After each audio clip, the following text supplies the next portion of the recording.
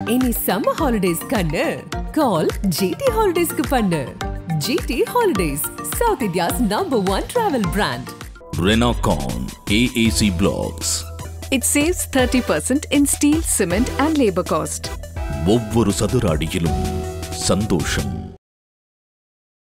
அண்ணாமலை அவர்கள் அதிமுகவுக்கு ஒரு த்ரெட்டா இருக்காரா? ஒரு அச்சுறுத்தும் ஒரு நபராக, ஒரு மிரட்டல் துணியில பேசக்கூடிய ஒரு நபராக மாறிவிட்டாரா என்ன? அப்படி எதுன்னு பாக்குறீங்களா? இவர் இந்த மாதிரி அதிமுக அழிப்பேன்னு சொல்லி பேசுறதெல்லாம் இதுதான், இப்படிதான் ஆரம்பிச்சு அதிமுக கூட்டணிக்குள்ள பிளவு ஏற்படுத்துறதுல எல்லா செயல் ஆரம்பம். இன்னைக்கு அவருடைய சுயரூபத்தை காமிச்சிட்டாரு. அண்ணாமலை மட்டும் இல்ல, 1000 அண்ணாமலை வந்தாலும் அது நடக்காது.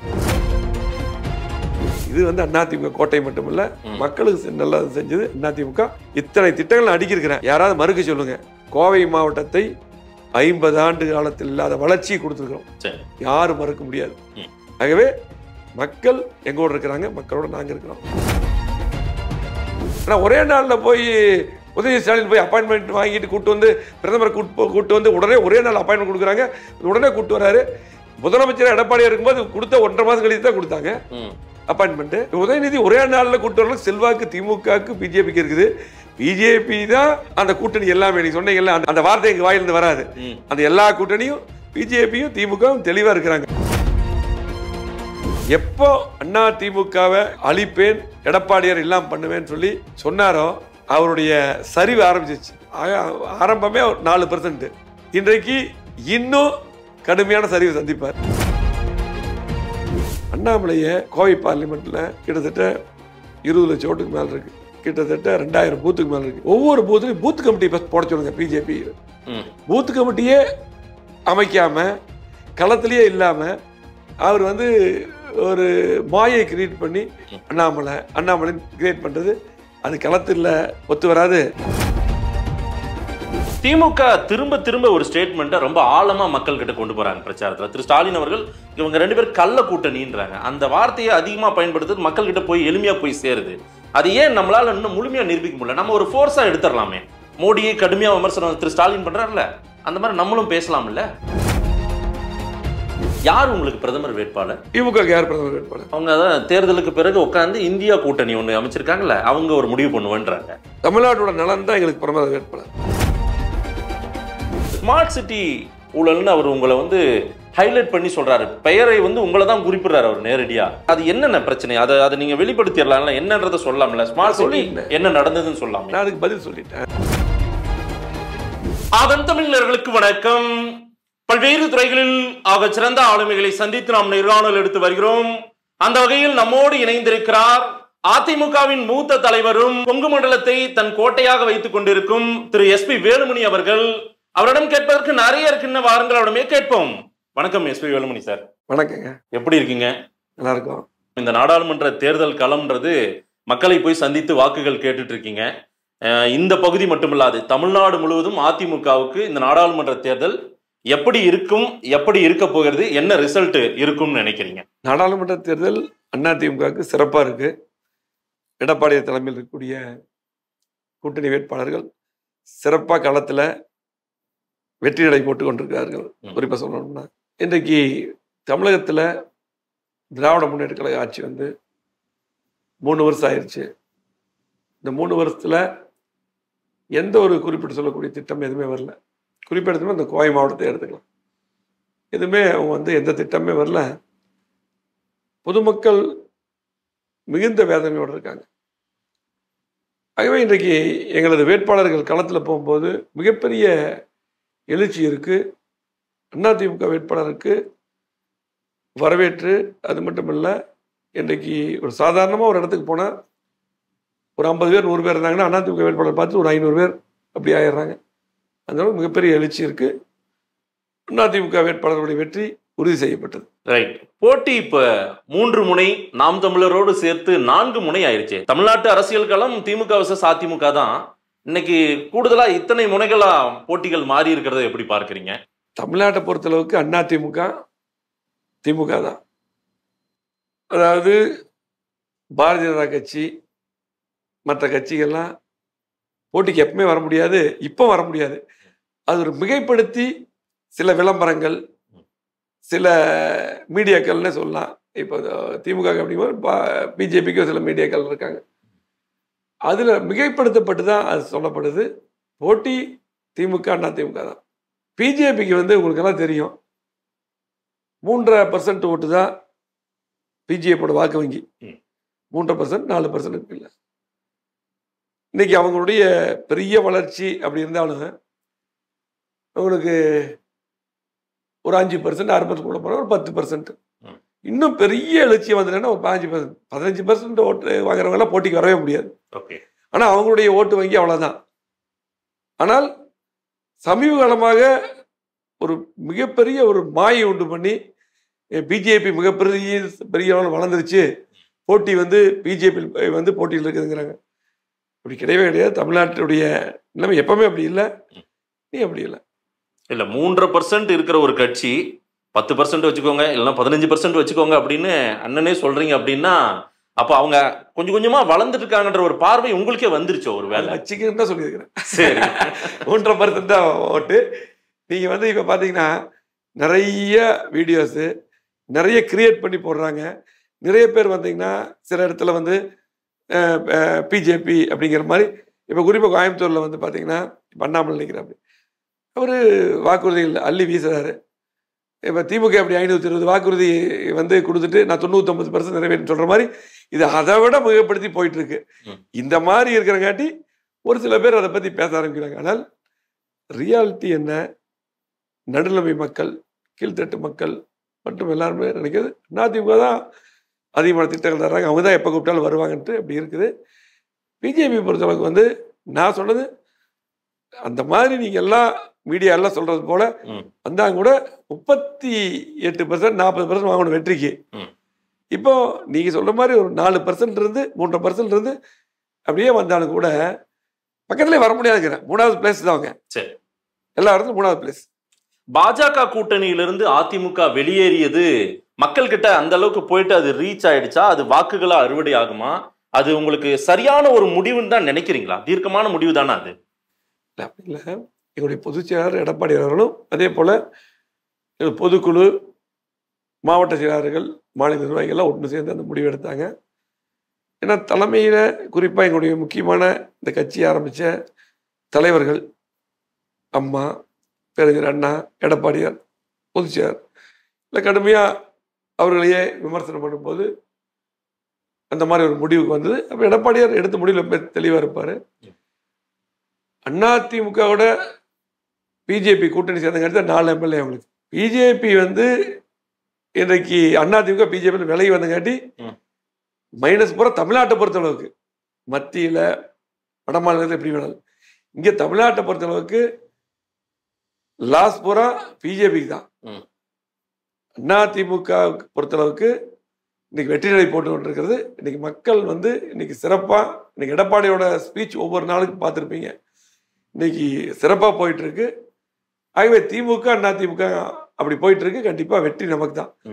அவங்க விலகி போனதுல உங்களுக்கு அவங்களுக்கு தான், அவங்கனால தான் விலகி போனாங்க. முடிவுகள் திடமா எடப்பாடியார் எடுத்தாரு. அந்த முடிவில் திடமா இருப்பார் எடப்பாடியார். இழப்பு பிஜேபிக்குன்றீங்க, இழப்பு என்னவோ அதிமுகவுக்கு தான் அப்படின்றாரு அண்ணாமலை. ஏன் ஒரு கட்டத்துக்கு மேல போய் அதிமுகவே இருக்காது பாருங்க, 24க்கு பிறகு தினகரனுக்கு வந்துடும், ஓபிஎஸ்க்கு வந்துடும் அப்படின்னு அவங்க பக்கத்துல நின்று சொல்றாரு. இதெல்லாம் எப்படி பார்க்கறீங்க நீங்க? இதுதான் அவர் அரசியலுக்கு ஒரு 3 வருஷம் 4 வருஷம் தான் ஆச்சு. அவர் இதுதான் அவருடைய அரசியலுடைய நிலை. அதிமுக பொன்விழா கண்ட கட்சி. 50 வருஷத்துக்கு மேல இந்த கட்சி உருவாக்கப்பட்டு, புரட்சித் தலைவர் எம்ஜிஆரால் உருவாக்கப்பட்டு, அம்மாவால் வளர்க்கப்பட்டு, இன்னைக்கு எடப்பாடியார் கிட்டத்தட்ட 2 கோடி தொண்டர்கள் இருக்காங்க. 31 ஆண்டுகள் ஆளுங்கட்சியாக இருந்திருக்கிறோம். அதிகமான திட்டங்கள் கொடுத்துருக்கிறோம். தமிழ்நாட்டுடைய உரிமைகளை மீட்டெடுத்தது அதிமுக, புரட்சித் தலைவர் அம்மா அவர்கள். 69% இடஒதுக்கீட்டிலிருந்து முல்லை பெரியார் அணையை 182 அடி உயர்ந்ததுக்கு போராடி தீர்ப்பை பெற்றதிலிருந்து, காவிரி பிரச்சனைக்கு இன்றைக்கு கடுமையான போராட்டம் நடத்தி காவிரி மேலாண்மை வாரியம் அமைத்ததிலிருந்து, அதே போல கச்சத்தீவு மீட்பதற்காக எதிர்கட்சி தலைவராகவே இருக்கும்போது இன்றைக்கு வழக்கு எதிர்கட்சி தலைவர் என்ற முறையில் வழக்கு போட்டது ஆளுங்கட்சியானதும் வருவாய்த்துறையை அதை இணைத்தது என்று உரிமை மீட்டெடுத்தது. அதிகமான திட்டங்கள் கொண்டது. இவ்வளவு திட்டங்கள் தந்து மக்களிடம் முழுமையாக அதிமுக இருக்கு. எனவே இவர் 3 வருஷம் தான் எப்படியோ தலைவராயிட்டார். அதில் இவர் இந்த மாதிரி அதிமுக அழிப்பேன்னு சொல்லி பேசுறதெல்லாம் எனக்கு இதுதான் இப்படித்தான் ஆரம்பிச்சு அதிமுக கூட்டணிக்குள்ள பிளவு ஏற்படுத்துனதுலேருந்து எல்லா செயல் ஆரம்பம். இன்னைக்கு அவருடைய சுயரூபத்தை காமிச்சிட்டாரு. அதிமுக அவர் மட்டும் இல்லை, கருணாநிதி இருக்கும்போது எத்தனையோ பேர் முயற்சி பண்ணிட்டாங்க. எந்த காலத்தையும் இதை அழிக்க முடியாது. புரட்சித் தலைவர் எம்ஜிஆர் அவர்கள் உருவாக்கப்பட்ட இயக்கம் அற்புதமான இயக்கம், மக்கள் விரும்புகிற இயக்கம், அம்மா அவர் வளர்த்த இயக்கம். எடப்பாடியார் தெளிவாக இன்றைக்கு எதிரிகள் துரோகிகள் மீட்டெடுத்து அற்புதமா வெற்றியை போட்டுக் கொண்டிருக்கிறது. அண்ணாமலை மட்டுமல்ல, 1000 அண்ணாமலை வந்தாலும் அது நடக்காது. அண்ணாமலை அவர்கள் அதிமுகவுக்கு ஒரு த்ரெட்டா இருக்காரா? ஒரு அச்சுறுத்தும் ஒரு நபராக, ஒரு மிரட்டல் துணியில பேசக்கூடிய ஒரு நபராக மாறிவிட்டாரா என்ன? அப்படி எதுன்னு பாக்குறீங்களா? நான் என்னன்னா, உங்க கேள்வியை அண்ணாமலை பத்தியே நீங்க கேள்வி கேட்கறது எனக்கு அது அண்ணாமலைக்கு பத்தி பதில் சொல்றது எனக்கு விருப்பம் இல்லை. ஏன்னா அண்ணாமலை அது பிஜேபி இங்க கணக்கிலேயே இல்லை, அண்ணாமலை கணக்கில் இல்லை. அண்ணாமலை இங்க 3வது இடத்துக்கு போறாரு. இல்ல, அண்ணனுக்கு நான் ஆரம்பத்துல அறிமுகம் கொங்கு மண்டலத்தை தன்னுடைய கோட்டையாக திரு எஸ்பி வேலுமணி வச்சிருக்காருன்றது இங்க பேசிக்கிறாங்க எல்லாரும். அப்படிதான் பதியப்பட்டிருக்கிறது வரலாறு. ஆனா கொங்கு மண்டல பகுதியில கோவையில அண்ணாமலை நின்றதுக்கு அப்புறம் அண்ணன் எஸ்பி வேலுமணி பெயர் எந்த அளவுக்கு பேசப்படுகிறதோ அண்ணாமலை பெயர் பேசப்படுது இல்லைங்க. அதாவது அண்ணாமலை கரூர்ல போனவர் நின்றார், நம்ம கூட்டணியில இருந்தோம், அங்க வெற்றி வாய்ப்பு இருந்தார்.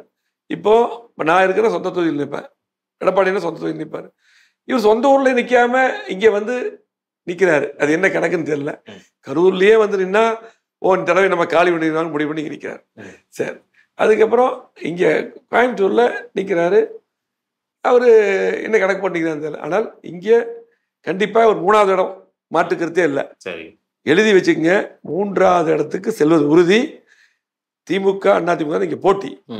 அது அவங்க கணக்கிலேயே வைக்கிறது இல்லை. நான் அண்ணாமலை பத்தி பேசுறதில்ல, பிஜே பத்தி பேசுறது இல்லை. சரி, நீங்க கேட்ட கேள்விக்காகத்தான் நான் சில பதில் சொல்றேன். மிரட்டல் அச்சுறுத்தல்ன்ற வார்த்தை மாதிரி ஏதேனும் நீங்க அப்படி உணர்றீங்களா? அந்த மாதிரி இல்லை, நாங்க கணக்கிலேயே வைக்கிறது இல்லை. அவங்களுடைய மக்களுக்கு நாங்க என்ன பயப்படுறோம்? அவங்க இல்லை, அவங்க என்னன்னா சில மீடியால அவர் ஒரு மீடியா அரசியல் பண்றாரு. களத்திலேயே அவங்க இல்லை, களத்துல அவங்க இல்லை, போட்டியில் அவங்க இல்லை. மீடியா, ஃபேஸ்புக், ட்விட்டர்ல அரசியல் பண்றாரு அவர். ஒண்ணு. அதே போல நான் இதுக்கு முன்னாடி சொல்லிட்டேன், அண்ணாமலைய கோவை பார்லிமெண்ட்ல கிட்டத்தட்ட 20 லட்சம் ஓட்டுக்கு மேல இருக்கு, கிட்டத்தட்ட 2000 பூத்துக்கு மேல இருக்கு. ஒவ்வொரு பூத்துக்கும் பூத் கமிட்டி போட சொல்லுங்க. பிஜேபி பூத் கமிட்டியே அமைக்காம, களத்திலேயே இல்லாம அவர் ஒரு மாயை கிரியேட் பண்ணி அண்ணாமலை கிரியேட் பண்றது அது களத்தில் ஒத்து வராது. ஃபீல்டு ஒர்க்கு, நாங்க ஃபீல்டு இருக்கிறோம், களத்தில் இருக்கிறோம், நாங்க இறங்கி போவது அந்த மாதிரிலாம் இல்லை. அவர் அப்படியே ஒரு தோட்டத்தை கொண்டு இன்னைக்கு கூட பார்த்தீங்கன்னா ஒரு பேட்டி கொடுத்தேன், நீங்க பார்த்துருப்பீங்கன்னு நினைக்கிறேன். ஒரு கிரியேட் பண்றாரு. பிஜேபி 37%, திமுக 33%, அதிமுக 18%. இதுதான் கோயம்புத்தூர் சொல்லி போட்டு இவங்க கிரியேட் பண்ணி ரெடி பண்ணி ரிலீஸ் பண்றாங்க. ரிலீஸ் பண்றதுக்கு முன்னாடியே ஒரு பத்திரிகையாளர் எனக்கு கொடுத்தாரு. சரி, பாருங்க இப்படி எல்லாம் பண்றாங்க, இவங்களே கிரியேட் பண்ணிருக்காங்க. அதை காமிச்சு பேட்டி கொடுத்தேன். இப்படி எல்லாம் பண்ணிட்டு இருக்காங்க. இவங்களே உருவாக்கி, இவங்களே அதாவது தேர்தல் நடத்தாம இவங்களே தேர்தல் நடத்தினாலும் இவங்களே ஓட்டு போட்டு இவங்களே முடிவு பண்ணி அறிவிக்கிற மாதிரி கொடுத்துட்டு இருக்காங்க. அதை மெய்ப்பிக்க வேண்டும்னா நிறைய வேலைகள் அவங்க செய்யணும். அப்படி அவங்க செஞ்சுட்டு இருக்கிற மாதிரி உங்களுக்கு ஒரு தோற்றமே இல்லையா? பரபரப்பே இல்லையா கோயம்புத்தூர்ல? அவங்க பரபரப்பா அப்படியே ஒரு மீடியால இருக்காங்க, வாட்ஸ்அப், ஃபேஸ்புக், ட்விட்டர் இருக்காங்க. களம் அப்படி இல்லை, களம் அப்படி கிடையாது. எப்போ அதிமுகவை அழிப்பேன், எடப்பாடியார் எல்லாம் பண்ணுவேன்னு சொல்லி சொன்னாரோ அவருடைய சரிவு ஆரம்பிச்சிச்சு. ஆரம்பமே 4%. இன்றைக்கு இன்னும் கடுமையான சரிவு சந்திப்பார். அதிமுக சாதாரண கட்சி இல்லை. இந்த மாதிரி இப்படி எந்த கட்சி தலைவரும் பேச மாட்டாங்க. இது அரசியல் முதிர்ச்சி இல்லாம பேசக்கூடிய பேச்சு. ஆகவே அவர் களத்திலேயே இல்ல, இனி இன்னும் கடுமையான சந்திப்பார். அண்ணாமலை தான் உங்களுக்கு பிரச்சனை, பிஜேபி அப்ப பிரச்சனை இல்லையோ? ஒரு வேலை அப்படிலாம் கிடையாது. நாங்க பிஜேபியே கணக்கில் வைக்கல, அண்ணாமலை கணக்கில் வைக்கல இங்க தமிழ்நாட்டை பொறுத்த அளவுக்கு. சரி, அதாவது நீங்க திமுக பத்தி கேள்வி கேட்கலாம், அண்ணாமலை விட்டுலாம் நினைக்கிறேன். சரி, சுத்தி அண்ணாமலை கணக்கிலே இல்லைன்ட்டோம், பிஜேபி கணக்கில் இல்ல. திமுக பத்தி கேளுங்க. நான் கேட்கிறேன் நிச்சயமா. ஆனால் அந்த 3 வருட அரசியல் ஒரு தேசிய கட்சியின் மாநில தலைவர் அவர் ஒரு பாரம்பரிய ஒரு கட்சியை இல்லாம செய்வேன் அப்படின்னு ஒரு சொல்ற ஸ்டேட்மெண்ட்டுக்கு இந்நேரம் அதிமுக எந்த வீரியத்தோடு ஒரு வேகத்தோடு பதில் கொடுத்திருக்கணும். கடுமையா கொடுத்திருக்கணும்ல, கடுமையா கொடுத்திருக்காரு.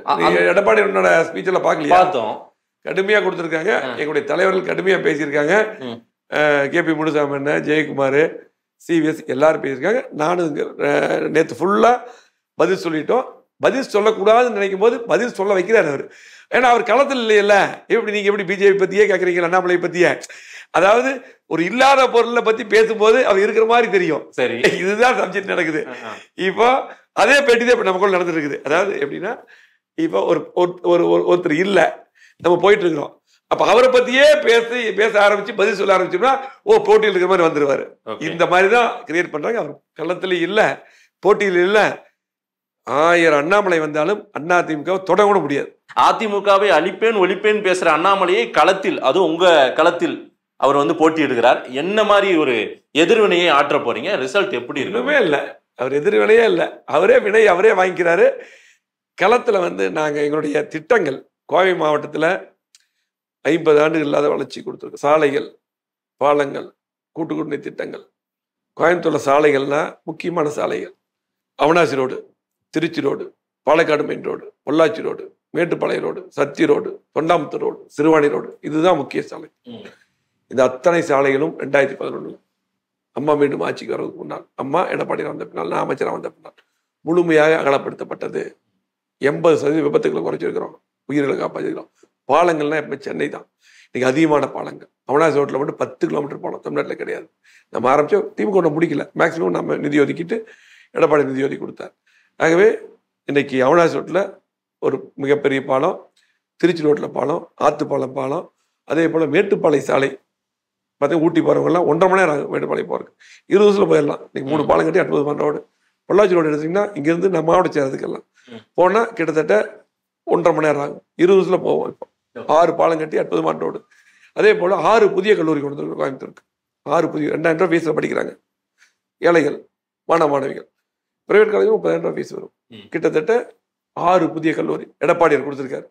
அதே போல் அரசு மருத்துவமனை GHL நாங்கள் சென்னை தான் வரணும். ஆர்ட் சர்ஜரிக்கு, சிறுநீர் மாற்று அறுவை சிகிச்சை, அது இதுக்கெல்லாம் சென்னை வந்துட்டு இருந்தோம். கோயம்புத்தூர்லேயே கொண்டு வந்துட்டோம். எல்லாம் நாங்கள் அமைச்சராக இருக்கும்போது எடப்பாடியார் கேட்டு பண்ணிட்டோம். இன்னும் பார்த்தீங்கன்னா தாலுகா ஆஃபீஸு, ஸ்மார்ட் சிட்டி திட்டம் இன்றைக்கு கிட்டத்தட்ட எல்லா குளங்களும் மேம்படுத்தியிருக்கிறோம். கடைசியாக குறிச்சிக்கணும் இங்கே பக்கத்தில் இருக்குது, அதையும் கூட கூடுதலாக சேர்த்தணும். உள்ளாட்சித்துறை அமைச்சராக இருந்தங்காட்டி சேர்த்தணும். அதே போல் இன்றைக்கு அத்திக்குடி வனாஸ் திட்டம் கிட்டத்தட்ட 70 வருஷம் பிரச்சனை. எடப்பாடிகிட்ட பேசி நிதி ஒதுக்கி அவரே அடிக்கல் நாட்டி 95% முடிச்சிட்டோம். அது திமுக முழுமையாக முடிக்கல. அதே போல் பார்த்தீங்கன்னா இன்றைக்கு ஏர்போர்ட் விரிவாக்கம், அதை பற்றி அவர் பேசியிருக்கார். என்னாவில் 500 நாளில் 100 திட்டங்கள் சொல்லியிருக்காரு. ஏர்போர்ட்டுக்கு கொண்டு வந்திருக்காரு. சர்வதேச முனையற்ற ரிப்போர்ட். ஏர்போர்ட்டுக்கு திமுக ஆட்சிக்கு 0 வேல்யூ பண்ணி விட்டாங்க. 500 ஏக்கர் லேண்ட் எடுக்கணும். 20 வருஷம் போராடிட்டு இருந்தாங்க. அங்கே நான் அமைச்சராக இருக்கும்போது எடப்பாடி சொல்லி சீஃப் செக்ரட்டரி கூப்பிட்டு மீட்டிங் போட்டு நல்லா வர வச்சு 0 வேல்யூ எடுத்து விட்டு லேண்ட் எடுக்கிறதுக்கு எடப்பாடி நிதி ஒதுக்கி இதெல்லாம் ஆரம்பித்து எடுக்கிற லேண்டெல்லாம் ஓரளவுக்கு மேக்ஸிமம் முடிஞ்சாச்சு. 3 வருஷம் திமுக ஒன்றும் பண்ணல. மத்தியில் இவர் தலைவராக இருக்கார், பிஜேபி தலைவர். அவங்க தான் மத்தியில் ஆள்றாங்க. எந்த மத்திய மந்திரி வந்தாலும் இவரை கேட்டு வருவாங்க. எந்த திட்டம் வேணாலும் வாங்கிட்டு வந்திருக்கான். இவர் பண்ணிருக்க வேண்டியது 3 வருஷம் 2 பேர் விட்டாங்க. இப்போ பார்த்தீங்கன்னா 100 திட்டங்களை செய்வாங்கிறாரு. அது அதில் வருது. இன்னும் நிறைய சொல்லலாம். இவர் சொன்னது பூரா 520 வாக்கு எப்படி MK ஸ்டாலின் கொடுத்தாரோ, முதலமைச்சர் கொடுத்தாரோ, அதை விட பயங்கரமா இருக்கு. அதாவது மக்களை எப்படியெல்லாம் ஏமாத்தோம்னா இப்படிதான். இன்னைக்கு ஆனமலையார் நல்லார் திட்டம் ஒரு திட்டத்தை நாங்கள் எங்களால தான் முடியிட்டு இருக்காரு.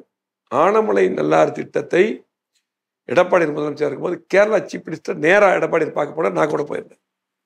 அது கோயம்புத்தூர், திருப்பூர் இந்த மாவட்டங்கள்லாம் பயனடை போய் நேராக போய் பேசி ஒரு கமிட்டி போட வச்சு, நீண்ட கால பிரச்சனை அது, அதை கமிட்டி போட்டு அதை உயிர் கொடுத்தது எடப்பாடியார். அது கிடப்பில் போட்டது அதிமுக. இப்போ மத்திய அரசாங்கம் தான். மத்திய அரசாங்கம் ரோல் அதில் எப்படி வரும்? நம்மளை எப்படி பண்ண முடியும்? மாநில அரசு அந்த பிரச்சனை. அது இன்னைக்கு கேரளாவுக்கு பிஜேபி கேரளா ஆட்சிக்கு வருமா? கேரளாவுக்கு வர முடியுமா? தமிழ்நாட்டுக்கு ஆட்சிக்கு வர முடியுமா? 2 மாநில சேர்ந்த பிரச்சனை. அதை ஒரு பார்த்தீங்கன்னா என்னாலதான் பண்ண முடியும்னு சொல்லி கொடுத்துருக்காரு திட்டத்தில். இதெல்லாம் இப்படியெல்லாம் ஒரு திட்டத்தில் இப்படியெல்லாம் வாக்குறுதி கொடுக்குறாரு. இதுதான் இதெல்லாம் களத்தில். ஆனால் நான் சொன்ன திட்டங்கள், நான் இத்தனை திட்டங்கள் கொண்டு வந்திருக்கேன்னு சொல்லியிருக்கிறேன். இன்னும் நிறைய சொல்லிட்டு போகலாம். அவ்வளவு திட்டங்களை கொண்டு வந்திருக்கிறோம். கிராம சாலைகள் பூரா போட்டிருக்கிறோம். இன்றைக்கு அடுக்குமாடி குடியிருப்புகள் 10,000க்கு மேற்பட்ட வீடுகள் கட்டி கொடுத்துருக்கோம் ஏழைகளுக்கு. இன்னைக்கு அதிகமா எல்லாத்துக்கும் தாழ்த்தப்பட்ட மக்களுக்கும் எல்லாத்துக்கும் வீடு கொடுத்துருக்கோம். 3 வருஷத்துல திமுக வந்ததுக்கு வீடே இல்லை. இப்படி திட்டங்களை சொல்லிட்டே போலாம். அதானே செஞ்சவங்களால தான் பட்டியலிட முடியும். நீங்க செஞ்சதை பட்டியலிட்டு செஞ்சிருக்கிறோம், ரைட். ஆனா வந்து கடந்த சட்டமன்ற தேர்தலில் 6 சட்டமன்ற தொகுதியும் இந்த பாராளுமன்ற தொகுதியில எல்லாமே நீங்க தான் எம்எல்ஏக்கள். ஆமா தானே? நடுவில் நடந்த உள்ளாட்சி தேர்தல்களில் வந்து உங்களால பெரிதளவுக்கு சோபிக்க முடியல. அதுவும் உங்க பகுதியிலேயே அந்த ஒரு சரிவு இருந்ததா இன்னமும் வரலாறு பதிவு செய்கிறது. ஆனால் இந்த நாடாளுமன்ற தேர்தலில் அப்படியெல்லாம் இருக்காதா? மீண்டும் விட்டதை பிடிச்சிருவீங்களா? அது வந்து வரலாறு இல்லை, வரலாற்று பிழை. உள்ளாட்சி தேர்தல் வரலாற்றுல மிகப்பெரிய பிழை. ஏன் அந்த பிழை? அதுதான் நான் சொல்றேன், அதுக்கு பதில் சொல்றேன். சட்டமன்ற தேர்தலில் 11க்கு 11 ஜெயிச்சோம், 100%. இங்க அந்த பிழை வந்து இங்க பொறுப்பாளர் செந்தில் பாலாஜி வந்தார் இல்லையா? அவர் வந்ததெல்லாம் பிரச்சனை இல்லை. நான் வந்துட்டு இந்த கோயம்புத்தூருடைய மக்களுடைய இந்த களத்தையும் மாற்றி, இது மரியாதையான மக்கள், அன்பான மக்கள், இவங்க அமைதியா போவாங்க. இங்க கலவரங்கள், எந்த அதிமுக வேட்பாளரையும் நிறைய குண்டர்களை வச்சு தாக்கி, இதெல்லாம் ஒரு பக்கம் நடந்தது. அதே போல ஓட்டு கடுமையா பணம் கொடுத்தாங்க, இது ஒரு பக்கம். கொலுசு, இதெல்லாம் ஒரு பக்கம். அதுக்கு போக கடைசியாக ஓட்டிங் மிஷின்ல ஃப்ராடு பண்ணி தான் கடைசியா அடிச்சாங்க. என்ன ஃப்ராடு பண்ணாலும் இந்த பணம் கொடுத்தாலும் நாங்க கண்டிப்பா இந்த மேயரை நம்ம பிடிச்சிருப்போம், எல்லாம் வைத்திருப்போம். நல்லா இருந்தது களத்திலேயே.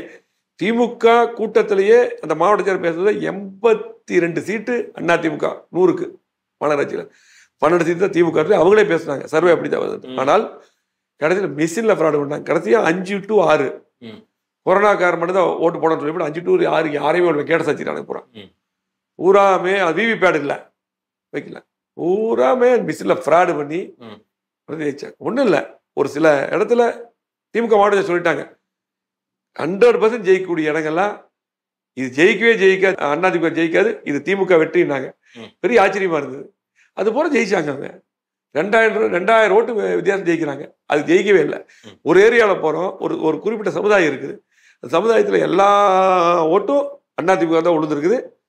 அது திமுக வேட்பாளர் ஓட்டு கேட்கறதுக்கு வரல.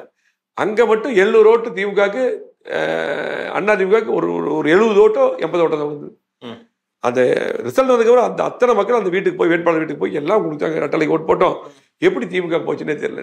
இப்படி ஒரு வரலாற்று பிழை, மோசமான. இதில் சட்டமன்றத்தில் பேசினேன். ஓகே, சட்டமன்றத்தில் முதலமைச்சர் முன்னாடி பேசும்போது நான் எந்திரிச்சு பேசினேன். ஓட்டு பூரா ரெட்டலை கொடுந்தது, ஆனால் ரிசல்ட் பூரா உதயசூரனுக்கு வந்தது மாதிரி, இது எப்படி மேஜிக்னு தெரியலன்னு சொல்லி போட்டு பேசும்போது முதலமைச்சர் இது வந்து ஆதாரம் பேச நீக்கி விட்டாங்க. சரி, நேருக்கு நேரம் நான் பேசினேன். இது எல்லா மக்களுக்கும் தெரியும். ஃப்ராடு பண்ணி ஜெயிச்சாங்க. இது வந்து அதிமுக கோட்டை மட்டுமில்ல, மக்களுக்கு நல்லது செஞ்சது அதிமுக. இத்தனை திட்டங்கள் அடிக்கிறேன், யாராவது மறுக்க சொல்லுங்க. கோவை மாவட்டத்தை 50 ஆண்டு காலத்தில் இல்லாத வளர்ச்சியை கொடுத்துருக்கிறோம், யாரும் மறுக்க முடியாது. ஆகவே மக்கள் எங்கோட இருக்கிறாங்க, மக்களோட நாங்க இருக்கிறோம். ஆகவே அண்ணாமலையா இருந்தாலும் சரி, திமுக யாரும் எங்க பக்கத்தில் வர முடியாது. சரி, திமுக திரும்ப ஒரு ஸ்டேட்மெண்ட்டை ரொம்ப ஆழமா மக்கள் கிட்ட கொண்டு போறாங்க பிரச்சாரத்துல. திரு ஸ்டாலின் அவர்கள் இவங்க 2 பேரும் கள்ள கூட்டணின்றாங்க. அந்த வார்த்தையை அதிகமா பயன்படுத்துறது மக்கள் கிட்ட போய் எளிமையா போய் சேருது. அது ஏன் நம்மளால இன்னும் முழுமையா நிரூபிக்க முடியல? நம்ம ஒரு ஃபோர்ஸா எடுத்துடலாமே.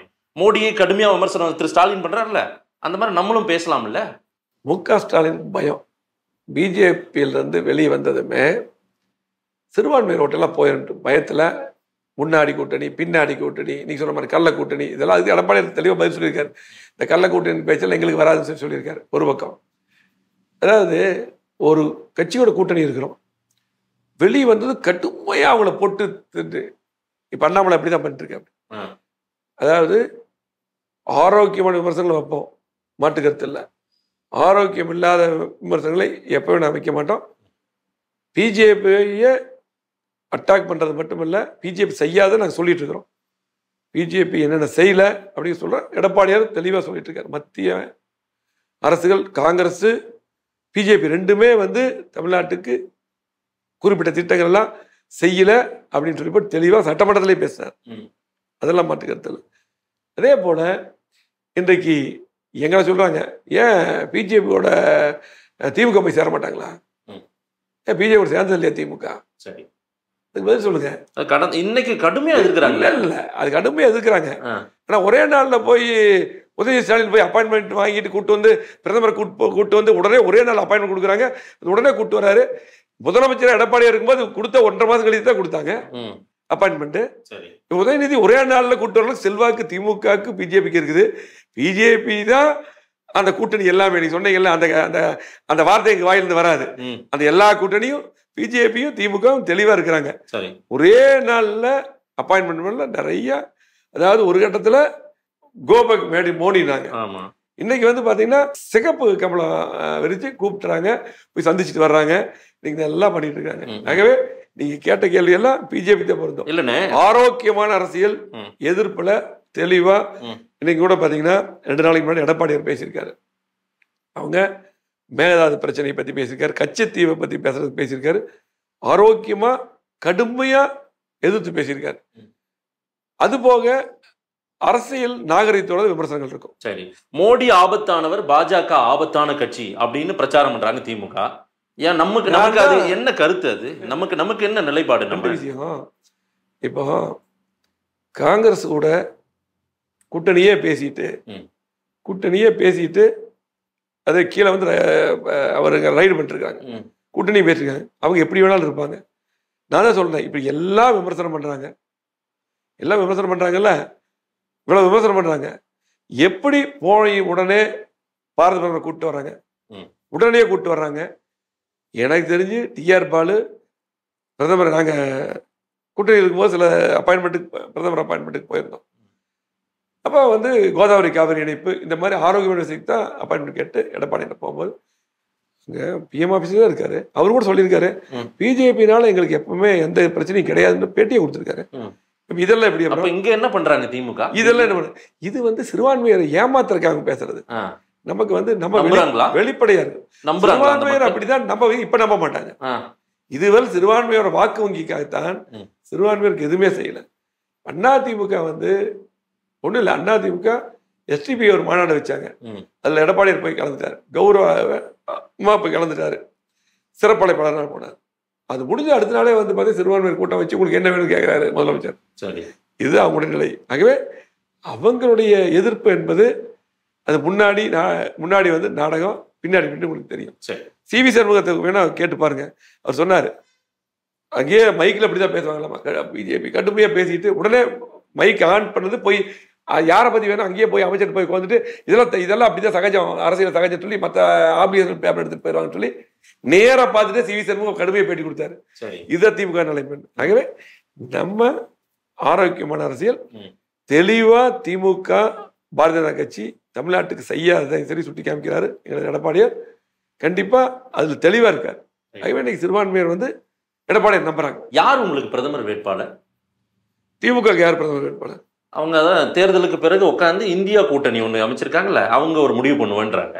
தமிழ்நாட்டோட நலன் தான் எங்களுக்கு பிரதமர் வேட்பாளர். தமிழ்நாட்டுடைய நலன் எங்களுக்கு பிரதமர் வேட்பாளர். சரி, அவ்வளவுதான், வேற ஒண்ணுமே இல்லை. இல்ல ஒரு முகத்தை காட்ட முடியல, ஒரு பேரை சொல்ல முடியல. நாங்க 2009 நிறைய தடவை வந்து நாங்க வந்து பாத்தீங்கன்னா இப்ப ஒரிசால வந்து பிரதமர் வேட்பாளர் சொல்றது இல்லை, அதே போல ஆந்திராவில் சொல்றது இல்லை. தமிழ்நாட்டோட நலன், அதாவது காவிரி மேலாண்மை வாரியம் அமைக்கப்படாத போது 22 நாள் நாடாளுமன்றத்தை முடக்கிறது எங்களுடைய எம்பி இருக்கலாம். பிஜேபி வந்து அன்னைக்கு ஆளுங்கட்சியாக இருந்தாலும் கூட கூட்டணி இருந்தாலும் கூட நாங்கள் முடக்கணும். காவிரி மேலாண்மை வாரியம் பெற்றெடுத்தோம், அமைச்சாங்க. அது மட்டும் இல்லை, இன்னைக்கு 38 எம்பி இருக்காங்க திமுக. அவங்க எதுவுமே பண்றது இல்லையே. நீட்டுக்கு கையெழுத்து வாங்க அங்கே ஒன்றுமே பண்றது இல்லையே. இங்கே கையெழுத்து வாங்குற, நீட்டுக்கு கையெழுத்து வாங்க அங்கே ஒன்றும் பண்றது இல்லை. ஆகவே பிரதமர் வேட்பாளர் தமிழ்நாட்டுடைய நலன் தெளிவாக சொல்லிட்டார் எடப்பாடியார். எங்களுக்கு வாக்களிக்கக்கூடிய மக்கள் தான், அது பிரச்சனை. அது ஒன்றும் முக்கியத்துவம் இல்லை. சரி, அதிமுக தமிழ்நாட்டு மக்களுக்காக எங்களுடைய எம்பிகள் போராடுவார்கள், திட்டங்களை பெறுவார்கள். ஸ்மார்ட் சிட்டி ஊழல்னு அவர் உங்களை வந்து ஹைலைட் பண்ணி சொல்றாரு, பெயரை வந்து உங்களை தான் குறிப்பிடுறாரு அவர் நேரடியா. அது என்னென்ன பிரச்சனை, அதை நீங்க வெளிப்படுத்திடலாம்ல, என்னன்றதை சொல்லலாம்ல. ஸ்மார்ட் சிட்டி என்ன நடந்ததுன்னு சொல்லலாம். நான் அதுக்கு பதில் சொல்லிட்டேன். அதாவது ஸ்மார்ட் சிட்டி திட்டங்கிறது வந்து அன்னைக்கே சொன்னேன், எந்த தலைவராக இருந்தது அண்ணாமலையாட்டு அதை பற்றி ஃபுல்லாக தெரிஞ்சுக்கணும். ஸ்மார்ட் சிட்டி திட்டம் வந்து 100 நகரத்துக்கு இந்தியா ஃபுல்லாக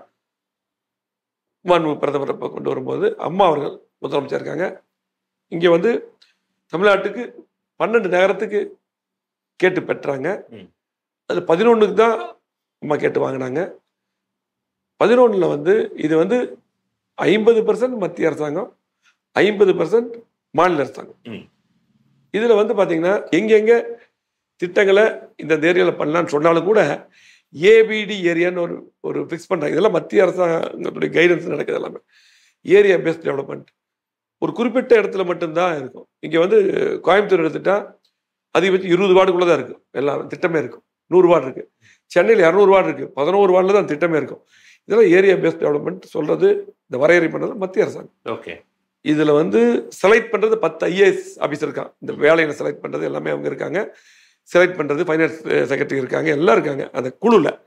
இவங்க தான் அதை வந்து செலக்ட் பண்றாங்க. டெண்டருக்குன்னு தனியாக கமிட்டி எல்லாமே இவங்க தான். எங்க ரோலே கிடையாது. எந்த இடத்துல ஸ்கீம் பண்ணணும், இப்போ கோயம்புத்தூர்ல வேணும், கோயம்புத்தூர்ல வந்து ஃபர்ஸ்ட் 8 குளங்கள் எடுத்தாங்க. குறிச்சி குளம் இங்கே எங்கள் பகுதியில் இருக்குது, இது கூடுதலாக வேணும்னு சொல்லி போட்டு நான் சீஃப் செக்ரட்டரி சொல்லி இது கண்டிப்பாக இது செய்யணும்னு சொல்லி போட்டு இந்த மாதிரி அட்வைஸ் தான் நமக்கு. நம்ம ரோலே கிடையாது. இது பூராமே ஐஏஎஸ் ஆஃபீஸ் மத்திய அரசாங்கத்துடைய கைடில் தான் இது நடக்குது. இது அது தெளிவாக இந்த ஃபைல் எல்லாம் பார்த்தா தெரியும். அது மட்டும் இல்லை, இதுவரையிலும் இந்தியாவிலே சிறப்பாக பண்ண சொல்லி போட்டு இப்போ 1 மாசத்துக்கு விருது கொடுத்துருக்குது மத்திய அரசாங்கம். பாரத பிரதமர் கொடுக்குற விருது இது அண்ணாமலைக்கு தெரியணும்ல, அவங்க தானே விருது கொடுத்துருக்காங்க. அதை வந்து நம்ம ஒரு பொருட்டாவே எடுத்துக்கலீங்க. ஏன்னா இது வந்து திமுக பேசுனதை வச்சு இவர் போட்டி போடுறாரு, இதுக்காக பேசணுன்ட்டாக பேசுறாரு. அதெல்லாம் நான் இது பதில் சொல்லியாச்சு, இதெல்லாம் தெரியும். இது வந்து திமுக பேசுறது மட்டும் இல்லை. இதே வந்து அண்ணாமலை குஜராத்துக்கு வந்தாரு. அப்போ தங்கமணி அந்த பக்கம் இந்த பக்கம் நாங்கள் தான் கூட்டம் சேர்த்து அவருக்கு பேச வச்சோம். அவர் கூட பக்கத்தில் நாங்கள் தான் நின்று இருந்தோம். அப்பெல்லாம் அதை பேச வேண்டியது தானே. இவர் 4-5 மாதத்துக்கு முன்னாடி கூட்டத்தில் இருக்கும்போது பேச வேண்டியது தானே. சரி. அதே போல் நாளை வானதி ஜெயிக்க வச்சு இங்கிருந்து ஜெயிக்க வச்சோம். நம்ம தான் போய் எல்லா கூட்டம் ஜெயிக்க வச்சோம். அப்போ இதை பேச வேண்டியது தானே. இப்போ அரசியலுக்காக பேச ஒரு வேட்பாளர் இருக்காரு, எப்படியாவது எதாவது பேசினா ஓட்டு கிடைக்குன்னு பேசுறாரு. மக்கள் தெளிவாக இருக்காங்க. அதெல்லாம் ஒரு பெருசாக அவர் எடுத்துக்கிறது இல்லை. நம்ம அதெல்லாம் தெளிவாக இருக்கிறோம், சரியா இருக்கிறோம், எல்லாம் சட்டப்படி நடந்திருக்கிறோம். வேற ஓபிஎஸ் ராமநாதபுரத்தில் போட்டியிடுறதை பற்றி என்ன நினைக்கிறீங்க? அவர் கணக்கிலேயே இல்லை. அவர் வந்து பலாப்பழ சின்னத்தில் வந்து ஓட்டு கேட்கறதே வந்து பார்த்தீங்கன்னா இன்றைக்கு அதாவது அதிமுக ரெட்டலை நிற்கிது. இன்னைக்கு எங்களுக்கெல்லாம் மிகப்பெரிய வருத்தம். ரெட்டலை சின்ன அங்கே நிற்கிது, ரெட்டலை எதிர்த்து அவர் நிற்கிறார் பார்த்துங்க அப்படின்ட்டு. அதுதான். ஆகவே அவரை பற்றி நான் கரு சொல்லவே விரும்பல. திமுக களத்தில் நாங்கள் நிறைய சாதனைகள் செஞ்சிருக்கோம், அந்த சாதனைகளை சொல்லி ஓட்டு கேட்குறோம் அப்படின்னு எல்லாம் சொல்றாங்க. இந்த காலம் திமுக நாங்கள் வந்து இதை நாங்கள் கோயம்புத்தூருக்கு கொண்டு வந்த திட்டங்கள் யாராலும்ன்றாங்க. நீங்க ஒண்ணுமே கொண்டு வரலன்றீங்க. திரு ஸ்டாலின் அவர்கள் வருகிறார், உதயநிதி ஸ்டாலின் செந்தில் பாலாஜி இல்லாத இடத்தை முழுவதுமா கோவையிலே உட்கார்ந்து நிரப்புறாரு. இதெல்லாம் எப்படி பார்க்குறீங்க? ஸ்டாலின் வருகிறார், உதயநிதி வருகிறார், வர்றாங்க போறாங்க, அவ்வளவுதான். திட்டம் கொண்டு கொடுக்கல. யதார்த்தம். திட்டங்களை கொடுத்தது அதிமுக புரட்சி தலைவி அம்மா அவர்கள், எடப்பாடியார் அவர்கள். எடப்பாடியார் முதலமைச்சர் வந்த பின்னால் அம்மா அரசை அவர் வழிநடத்தும் போது கேட்ட திட்டங்களை புற கொடுத்தார். யாரும் மெட்ரோ ரயில் அறிவிச்சதுலேருந்து மெட்ரோ ரயில் அறிவிச்சார், 3 கோடி ஆரம்ப கட்ட நிதி ஜெயிக்காம அறிவிச்சாரு. அதிலிருந்து எல்லா திட்டங்களும் கொடுத்தது எடப்பாடியார் அவர்கள். அத்தனை மக்களுக்கும் தெரியும். எடப்பாடியார் அவர்களுக்காக கோவை மாவட்ட மக்கள் கண்டிப்பாக வாக்களிப்பார்கள். செஞ்ச நன்றியை நாங்கள் மறக்க மாட்டோம். கண்டிப்பா அதிமுக வெற்றி. நிறைய விஷயங்கள் மக்கள் பார்க்கிறாங்க. இந்த கோவை மக்களும் பார்ப்பார்கள், தமிழ்நாட்டு மக்களும் பார்ப்பாங்க. அதிமுக தொண்டர்களுக்கு என்ன சொல்ல விரும்புறீங்க? அதிமுக தொண்டர்களுக்கும் கோவை மாவட்ட மக்களுக்கும் அன்பான வேண்டுகோள். கோவை மாவட்டத்தை பொறுத்தளவுக்கு இவ்வளவு பெரிய வளர்ச்சி நம்ம கொடுத்துருக்கிறோம். கேட்ட திட்டங்களை பூரா அண்ணன் எடப்பாடியார் கொடுத்துருக்காரு. அண்ணன் எடப்பாடியார் அவர்களை இல்லாமல் செய்து விடுவேன், அதிமுக அனுப்பேன் சொல்லி போட்டு இன்றைக்கு பாரதிய ஜனதா கட்சியுடைய தலைவர் அண்ணாமலை சொல்லியிருக்கார். அவரை பத்தி கணக்கிலேயே அவர் இல்லை. 3வது இடம் தான் நான் பேசும்போது சொல்லிட்டேன். ஆனால் இந்த வார்த்தைகள் எல்லாம் இதுவரை கூட்டணியில் இருந்துட்டு விமர்சனங்கள் வரும், அதெல்லாம் வேற. ஆனால் இவ்வளவு வந்து ஒரு வெஞ்சன்ஸோட பேசுறது ஏற்றுக்க முடியாது ஒண்ணு. ஆக அது மட்டும் இல்லை, மாவட்ட மக்கள் இன்னைக்கு சிந்தித்து பார்க்கணும். கோவை மாவட்டத்தில் பார்த்து பார்த்து செதுக்கி இன்னைக்கு இவ்வளவு பெரிய வளர்ச்சி மாற்றி இருக்கோம் கோவை மாவட்டம். ஆகவே அதிமுக மட்டும்தான் கோவை மாவட்டத்துக்கு நல்லது செய்யும். நம்முடைய வேட்பாளர்கள் சிங்கை ராமச்சந்திரன், அதே போல் பார்த்தீங்கன்னா நம்முடைய கார்த்திகேயன் பொள்ளாச்சிக்கு, அதே போல் நீலகிரிக்கு லோகேஷ் தமிழ்ச்செல்வன், திருப்பூருக்கு அருணாச்சலம், அதே போல் ஈரோடு ஆற்றல் அசோக், நம்முடைய பகுதியில் இங்கே இருக்கக்கூடிய 5 தொகுதியிலும் சிறப்பான வேட்பாளர்கள் களத்தில் இருக்கிறார்கள். மக்களோடு மக்களாக பழகக்கூடியவர்கள். கூப்பிட்ட குரலுக்கு வருவார்கள். உங்களது குரலாக நாடாளுமன்றத்தில் பேசுவார்கள். திட்டங்களை கொண்டு வருவார்கள். ஆகவே திட்டங்கள் தந்த 50 ஆண்டுகள் இல்லாத வளர்ச்சியை தந்த அதிமுகவுக்கு நீங்கள் வாக்களிக்க வேண்டும். இரட்டை இலை வெல்ல வேண்டும். சிறப்பான முறையிலே பேட்டி எடுத்த தம்பி மாதேஷ் அவர்களுக்கும் ஆதன் டிவி ரசிகர்களுக்கும் பொதுமக்களுக்கும் நெஞ்சார்ந்த மனமார்ந்த நன்றி, வணக்கம். நன்றி அண்ணா. நிறைய விஷயங்கள் நீங்க பேசிருக்கீங்க. பரபரப்பான பிரச்சாரத்திற்கு இடையே முதல்ல நீங்க நேரம் கொடுத்ததுக்கே பெரிய நன்றி. இதை மக்கள்கிட்ட கொண்டு போய் கொடுப்போம். மக்கள் அதை பார்த்துக்கிட்டு யார் சரியானவர்கள்ன்றதை அவங்க தேர்ந்தெடுப்பாங்க. நீங்க சொன்னதெல்லாம் இந்த மண்ணுக்கு இந்த கோவை பகுதிக்கு நீங்க செஞ்சிருக்கீங்களான்றத இந்த பேட்டியை பார்த்தாலே தெரியும். நேரம் கொடுத்து பேசியமைக்கு நன்றி எஸ்பி வேலுமணி அண்ணா. நன்றி மாதேஷ்.